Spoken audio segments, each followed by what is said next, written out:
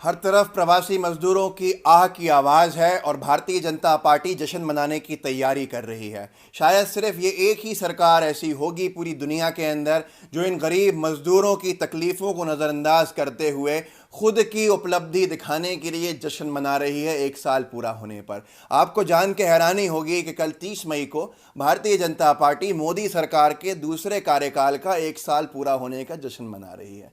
कितना अजीब लगता है सुनकर, लेकिन अनभक्तों को ये सब सही लगता है। वहीं यहाँ पर अगर कोई कांग्रेस की सरकार अपना एक साल या 2 साल पूरा होने का जश्न मनाने लगती तो आज अनभक्त तिलमिला उठते, गोदी मीडिया सवालों के एक पूरे की पूरी लड़ी बिछा देती। लेकिन मोदी सरकार पे 100 खून माफ़ है, यहाँ कोई सवाल नहीं होते, कोई जवाब नहीं लिए जाते।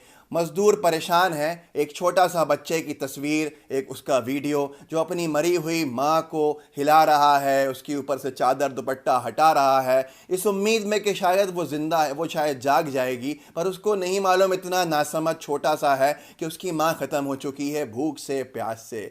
एक बाप अपने बच्चे का दूध लेने के लिए ट्रेन में भटक रहा है और उसके साथ साथ उसका बच्चा भूख से ख़त्म हो जाता है। यह मिसमैनेज्ड है लॉकडाउन का, बदइंतज़ामी है लॉकडाउन की, जो मोदी सरकार जिसकी जिम्मेदार है। भूखे प्यासे लोग ट्रेन में बैठ के अपने घर जाने के लिए बैठे थे, एक दिन में पहुंचते, पर वो कहीं और चले जाती हैं ट्रेनें और 6-6, 7-7 दिन में वापस अपने जो उनके जगह है वहां पहुंच पाते हैं, तो भूख से तड़प उठते हैं। लेकिन मोदी सरकार जिम्मेदार नहीं है, इसको कुछ नहीं कहना चाहिए। उनका कोई मंत्री इस्तीफा नहीं देगा। आज सिर्फ इस्तीफे तो दूसरे लोगों के लिए होते हैं, इनके लिए नहीं। लेकिन किस बात का जश्न मना रही है? एक कहावत है जो अखिलेश यादव जी ने भी कहा कि रोम जल रहा था, नीरो बांसुरी बजा रहा था, जो सम्राट था वहाँ का, और लोग मर रहे थे, ख़त्म हो रहे थे। वही हाल आज फिर देखने को मिलता है कि जश्न मना रही है भारतीय जनता पार्टी। कितने अफसोस की बात है। और दोस्तों, जश्न किस बात का? सवाल तो पूछिए अन भक्तों से कि जीडीपी तबाह बर्बाद कर दी, इस बात का जश्न है।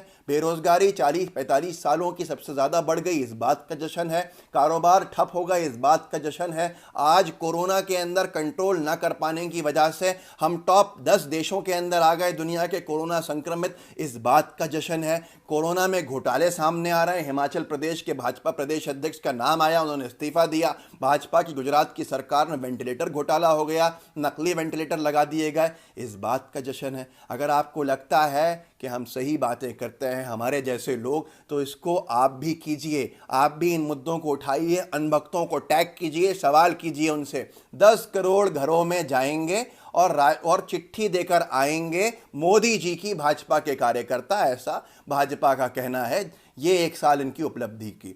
अब 10 करोड़ घरों में जाते और वहां पर अगर ये राशन बांटाते तो कितना सही रहता, पर इनको खिलाना नहीं है, इनको ऐसे ही झूठे वादे दावों से लोगों का पेट भरना है। अगर आप भी कहीं ना कहीं मोदी जी की भक्ति में डूबे हैं तो जाग जाइए, देर ना हो जाए। हम जगाने के एक अभियान में हैं, जागरूकता आप भी चलाइए, अभियान चलाइए, लोग जागें और कम से कम इनकी हकीकत सामने आए। बिहार चुनाव आने वाला है, उसको जीतने के लिए इस तरह के हथकंडे अपनाए जा रहे हैं। मध्य प्रदेश के उपचुनाव को जीतने के लिए इस तरह के हथकंडे अपनाए जा रहे हैं। लोगों की जान ज़्यादा कीमती नहीं है शायद भाजपा के लिए, राजनीति उससे कीमती है।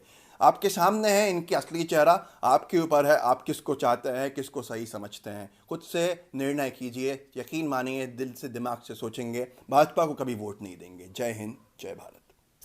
चैनल को सब्सक्राइब